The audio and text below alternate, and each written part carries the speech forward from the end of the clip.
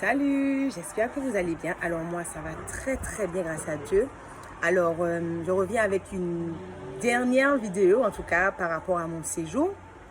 Et, mais cette vidéo sera différente des autres parce que c'est vrai que la mise à part que le Seigneur m'a demandé, comme je vous l'ai dit, c'était pas un moment pour que je puisse m'amuser. C'était franchement un moment que j'ai décidé de prendre, que le Seigneur m'a en tout cas encouragé à prendre pour que je puisse l'entendre, pour que je puisse échanger avec lui, pour que je puisse comprendre certaines choses.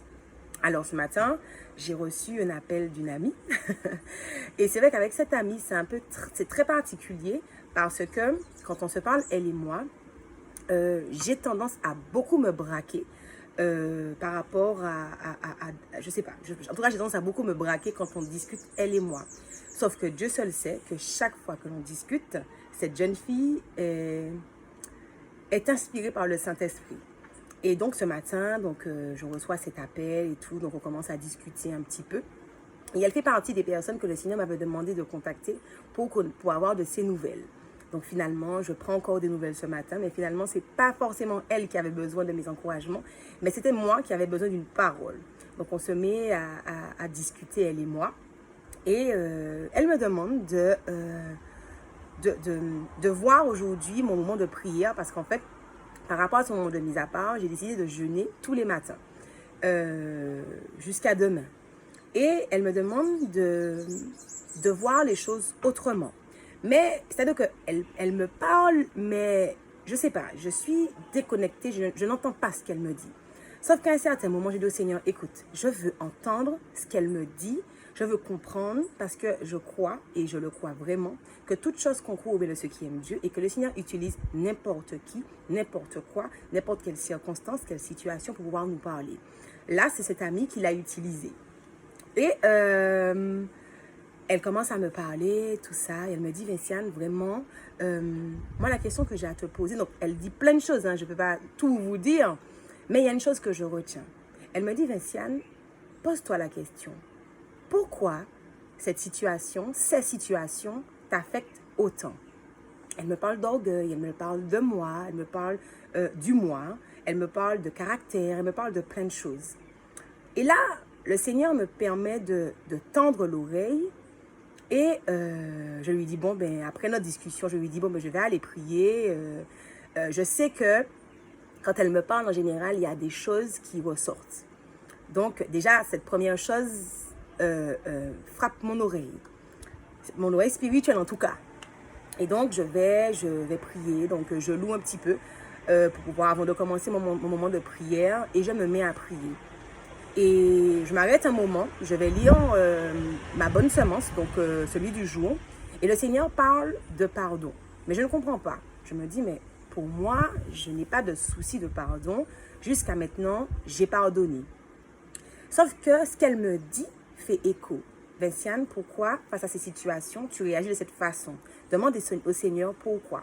Et je me rends compte en fait que le pardon que j'avais accordé était un pardon charnel. Ce n'était pas un pardon spirituel, un pardon inspiré par l'Esprit Saint, un pardon où je connaissais tous les compartiments de ce pardon, mais sur chacun des niveaux de ma vie. Et si effectivement je n'ai pas véritablement pardonné, le diable peut utiliser à chaque fois qu'il le désire des circonstances, puisqu'il me connaît. Il a appris à m'analyser, il a appris à nous analyser, puisque c'est son rôle de nous persécuter. Donc, il me connaît et en fait, il utilise chaque fois une situation qui, en fait, je ne le voyais pas, je ne le ressentais pas ainsi, mais en tout cas, quand je me suis mise à prier et à vraiment dire au Seigneur d'aller plus loin dans ce qu'il me dit, j'ai compris en fait qu'il me disait que si j'éprouve certains sentiments, c'est parce qu'en fait, je n'ai pas pardonné. Et il va plus loin encore. Donc finalement, je fonds en larmes parce que je me rends compte effectivement, donc j'expose toutes les situations et je me rends compte effectivement qu'il y a un manque de pardon, mais un pardon qui vient de Dieu, celui qu'il met dans mon cœur, celui qu'il me donne à pouvoir expérimenter, d'accord? Et il continue, je dis, mais Seigneur, je veux savoir autre chose encore. Pourquoi, au-delà de ça, je fonctionne comme ça? Pourquoi, en fait, ça m'affecte autant? Et là, le Seigneur commence à me parler du fait que je sois à tout prix obsédée par le respect et par la reconnaissance. Sachant que je n'ai pas toujours usé de respect envers les autres dans ma vie. Je n'ai pas toujours usé de reconnaissance envers les autres dans ma vie. Pourquoi aujourd'hui, je voudrais que cela me soit appliqué et que je voudrais surtout comment dire, j'en fais une affaire d'État, une affaire personnelle. Donc, chaque fois qu'une situation ou qu'une circonstance touche à la reconnaissance et au non-respect, je suis pas bien. Je suis pas bien et c'est vrai que je peux avoir des réactions et des comportements qui ne sont pas corrects. Et donc, je commence à aller plus loin et je regarde les situations et les situations. Finalement, donc, je prie, donc je dis au Seigneur, ok, donc je commence à prier par rapport à ça pour que le Seigneur puisse casser ça, parce que si je veux évoluer, il n'est pas question pour moi de rester sur des choses, de cultiver des choses qui donnent un certain accès à l'ennemi. Et j'en viens.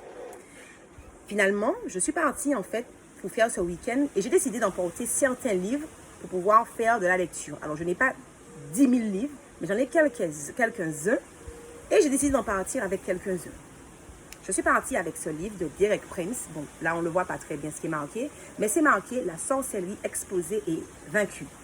Quand j'ai acheté ce livre, étant donné qu'il y avait eu beaucoup de sorcellerie et d'occultisme dans ma vie, beaucoup d'attaques par rapport à tout ça, j'ai acheté ce livre, c'était pour pouvoir m'aider, pour pouvoir comprendre tout ça. Sauf que ce livre est beaucoup plus profond. On pense que la sorcellerie, c'est uniquement la divination, c'est-à-dire uniquement des actes posés par des personnes, par des actes occultes. Ce livre va beaucoup plus en profondeur et il explique que... Alors, je vais vous raconter une petite histoire pour que vous puissiez comprendre. C'est-à-dire qu'il y a une histoire dans la Bible où, en fait, le peuple d'Israël devait aller contre un peuple. Le chef de ce peuple, qui s'appelait Balak, a été voir Balaam. Balaam, c'était un devin.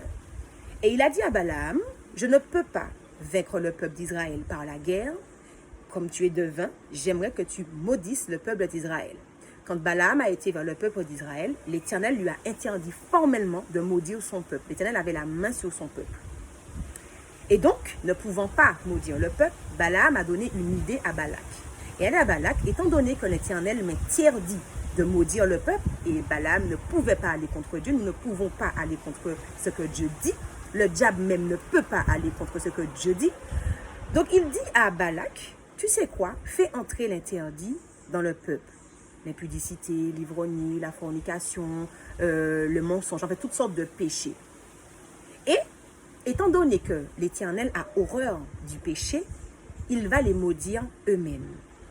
J'en viens. Ça veut donc dire que nous, enfants de Dieu, nous sommes protégés.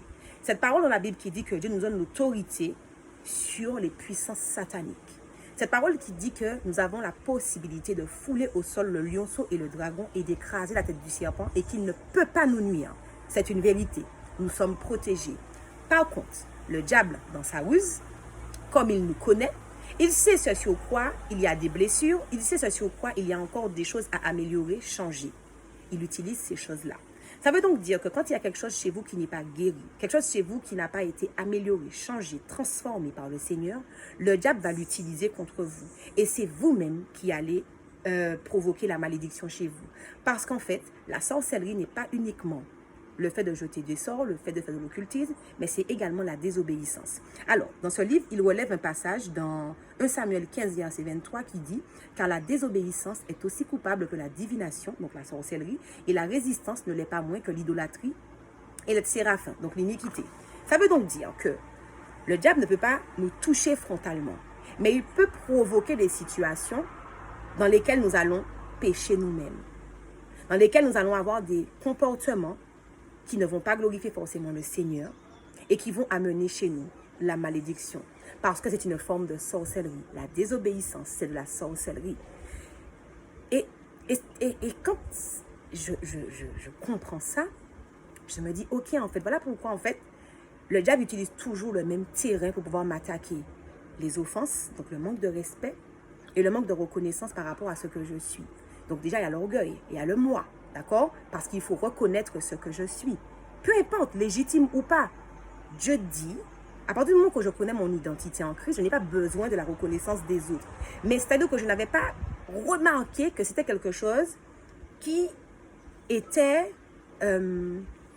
je sais pas qui, je sais pas comment dire ça. C'était quelque chose en fait qui pouvait impacter ma vie, que ce soit le respect ou la reconnaissance. Et comme lui, le diable, il l'a constaté, il se joue de moi. Et quand je suis confrontée à ce genre de situation, par exemple dans ma famille, avec mes parents, pour peu qu'ils n'aient pas remarqué une bonne action, un comportement, un changement, et s'ils ont un comportement contraire à ce que je leur donne, je vais tout de suite être en mode offensif, d'accord? Je pêche. Je ne suis plus dans l'honneur. Si je ne suis plus dans l'honneur, alors que Dieu me dit honore ta mère et ton père, je suis en train de pécher, je suis en train de faire de la sorcellerie. Alors ça vous choque peut-être le mot sorcellerie, mais il faut vraiment comprendre ce que le Seigneur dit dans sa parole. Et c'est pour ça qu'il est important de pouvoir méditer. Il ne faut pas être choqué par le terme, mais c'est vrai. Par exemple, quand je suis au travail, ou peu importe, en quelque part, où quelqu'un va m'offenser, je vais vouloir me défendre. Alors, comme je vous dis, dans mes précédentes vidéos, j'avais dit que ça ne veut pas dire que je ne m'étais pas mise en colère. Mais pourquoi je me suis mise en colère? Parce que justement, je ne sais pas gérer cette partie. Je ne savais pas gérer cette partie-là, puisque maintenant que Dieu me l'a révélé, je prie pour. Ça veut donc dire que chaque porte d'entrée que vous avez, chaque chose que le diable peut utiliser contre vous, il ne viendra pas contre vous de façon frontale, ok? Il va utiliser ces choses-là et vous allez pécher seul. Et vous allez toute seule vous retrouver, vous mettre Dieu à dos, entre guillemets, en tout cas, récolter les fruits de ce que vous aurez fait. J'ai trouvé ça super génial. Alors, je bénis Dieu, déjà. Je bénis Dieu pour cette amitié. Parce que comme je vous dis, c'est souvent assez houleux quand on discute, elle et moi, de spiritualité. Et au final, je sais toujours qu'elle a quelque chose d'intéressant à dire et qu'elle est toujours inspirée par le Saint-Esprit. Et je bénis Dieu pour sa vie, véritablement. Je bénis Dieu pour sa vie et je souhaite que le Seigneur puisse la bénir richement. Et j'espère aussi que cette vidéo puisse vous apporter un petit quelque chose, d'accord? Que vous puissiez analyser les situations. Ne laissez pas le diable faire comme il a fait avec le peuple d'Israël en faisant entrer des interdits pour qu'il puisse avoir un jugement contre eux. Ne laissez pas le diable faire des péchés entrer. Alors, ce ne sont pas forcément des péchés que l'on connaît. Des fois, ce sont des choses qui sont très subtiles. Quand une situation vient et que vous avez une réaction face à cette situation, demandez-vous, pourquoi ai-je cette réaction? Qu'est-ce qui fait que je réagis ainsi? Et parce que forcément, on n'a pas forcément la bonne réaction face à la situation. Donc forcément, on n'est pas OK face à Dieu. Posez-vous la question. Et surtout, demandez au Seigneur de pouvoir changer ça. Il ne doit pas avoir de porte d'entrée, il ne doit pas avoir d'accès. Le diable est très rusé, il est très rusé. Et plus j'avance avec Dieu et plus je constate qu'il faut redoubler de vigilance. Qu'il faut vraiment s'approcher de Dieu de façon concrète. On ne peut pas jouer, on ne peut pas être sur les deux parties, ça c'est mort. Déjà par rapport pour pouvoir être protégé et pour pouvoir également entendre Dieu et avoir les révélations. Pour permettre au Seigneur de mettre les bonnes personnes autour de nous, pour également nous pousser à aller plus loin dans notre spiritualité. Je bénis Dieu pour chacune des amies qu'il a mis à côté de moi. Parce que jusqu'à maintenant, elles sont d'une richesse pour moi. Et je bénis l'Éternel et c'est ce que je souhaite pour vous. Je vous souhaite de passer une excellente journée. Et je souhaite que vous puissiez vous analyser afin que vous ne puissiez pas laisser le diable vous utiliser comme il souhaite vous utiliser. Parce que jusqu'à maintenant, il m'a utilisé comme il le voulait. Parce que moi, je regardais aux attaques frontales. Mais je n'avais pas compris effectivement qu'il y avait cette subtilité derrière. Et aujourd'hui, je prie le Seigneur pour que toutes les choses qui font appel à mon ego, font appel à ma personne, que cela soit brisé, que vraiment que le moi soit brisé. Les choses les plus subtiles aux choses les plus évidentes. Et c'est ce que je souhaite pour toi également. Bye bye.